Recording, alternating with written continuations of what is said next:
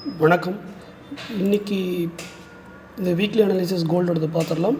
அது October 10லேருந்து October 14 வரைக்குமான analysis பார்த்துடலாம்.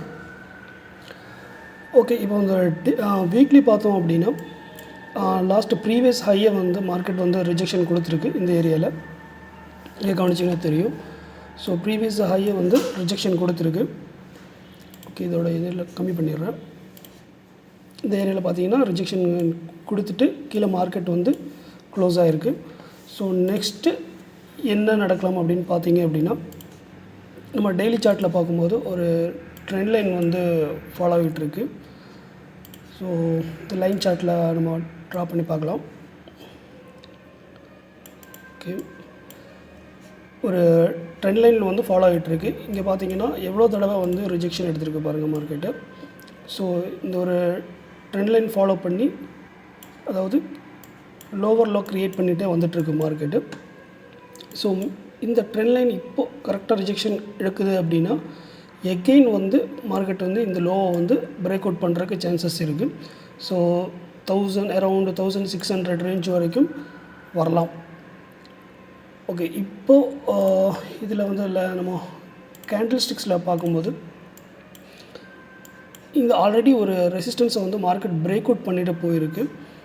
So maybe அதாவது பை எடுக்கிறதுக்கான ஏரியா இங்கே அப்படின்னு பார்த்தீங்க அப்படின்னா, ஆக்சுவலாக இந்த ஹையை மார்க்கெட் பிரேக் அவுட் கொடுத்ததுக்கப்புறம் பைங்கிறது கன்ஃபர்மேஷன் ஆகும். பட் இந்த இடத்துல இந்த ரெசிஸ்டன்ஸை பிரேக் அவுட் பண்ணிட்டு போனதுனால மேபி மார்க்கெட் இந்த இடத்துல ஒரு கன்சாலிடேஷன் நடக்கலாம். நடந்துட்டு எகெயின் ஒரு பிரேக் அவுட் கொடுத்துட்டு இந்த மாதிரி போகிறதுக்கான சான்சஸ் இருக்குது. ஸோ இந்த இடத்துல மார்க்கெட் ஹோல்ட் ஆச்சு அப்படின்னா, பட் இன்கேஸ் இது பிரேக் அவுட் ஆச்சு அப்படிங்கிற பட்சத்தில் எகெயின் இந்த ஜோனை டெஸ்ட் பண்ணிவிட்டு தென் மார்க்கெட் டவுன் தான். ஓகேங்களா? இப்போ இதை சின்ன டைம் ஃப்ரேமில் பார்க்கும்போது நம்ம கரெக்டாக எந்த இடத்துல ட்ரேடு எடுக்கலாம் அப்படிங்கிறது தெரியும். ஸோ ஒரு 4 ஹவர்ஸ் அப்படிங்கிறது ஒரு நல்ல ஒரு ஜோன். ஸோ இந்த 4 ஹவர்ஸில் பாருங்கள், இந்த இடத்துல எந்த அளவுக்கு மார்க்கெட் கன்சாலிடேஷன் நடந்திருக்கு இந்த ஏரியாவில் அப்படிங்கிறத பார்க்கலாம். ஸோ இந்த லெவல் 1676 அப்படிங்கிற ஒரு லெவலும், தென் சப்போர்ட்டுன்னு பார்த்தீங்க அப்படின்னா 1659. மேபி மார்க்கெட் இப்போ இந்த டவுன் ஆகிற பட்சத்தில்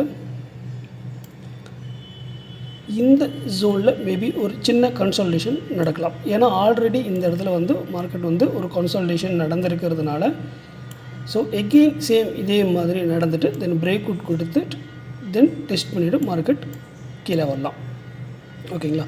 ஸோ இன்னொரு இடம் பை எடுக்கிறதுக்கு நான் சொன்னது பார்த்திங்கன்னா, இந்த மார்க்கெட் டவுன் ஆனதுக்கப்புறம் இந்த இடத்துல ரிஜெக்ஷன் எடுத்தது அப்படின்னா இங்கேருந்து பை ஆகிறதுக்கு சான்சஸ் இருக்குது. பட் பை கன்ஃபார்ம் அப்படின்னு பார்த்தீங்க அப்படின்னா இந்த 1000 அரௌண்ட் 2720 இந்த ரேஞ்சை பிரேக் அவுட் கொடுத்ததுக்கப்புறம் தான் மார்க்கெட் பை கன்ஃபர்மேஷன் ஆகும். பட் பை ஃப்ரம் டிப் அப்படின்னு பார்த்தீங்க அப்படின்னா அரௌண்ட் 1660லேருந்து 75 இந்த ரேஞ்சில் இருந்து மார்க்கெட் ரிவர்ஸ் எடுத்தது அப்படின்னா நம்ம தாராளமாக பை ஃப்ரம் டிப்லேருந்து எடுக்கலாம். தென் அகெயின் இப்போது இந்த லெவலில் பிரேக் அவுட் கொடுத்துச்சு அப்படின்னா என்ன ஆகலாம் அப்படின்னு பார்த்தீங்கன்னா,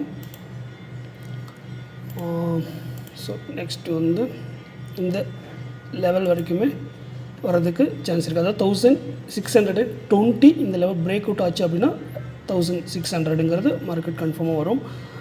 ஸோ இதில் டெய்லியில் பாருங்கள், கொஞ்சம் ஈஸியாக இருக்கும். ஓகே, இந்த லெவலில் 1775 இந்த ரேஞ்சில் ரிவர்ஸ் எடுத்துக்கும்போது then again okay buy, then இந்த ஜோன் பிரேக் அவுட் ஆச்சுன்னா then again down 1620 break out கொடுக்கும்போது டவுன் 1600. ஓகேங்களா? ஸோ இதுதான் இந்த வீக்குடைய ட்ரேடிங் ஆப்பர்ச்சுனிட்டிஸ் இருக்கக்கூடிய இடங்கள். ஸோ யூஸ் பண்ணிக்கலாம். நன்றிகள், வணக்கம்.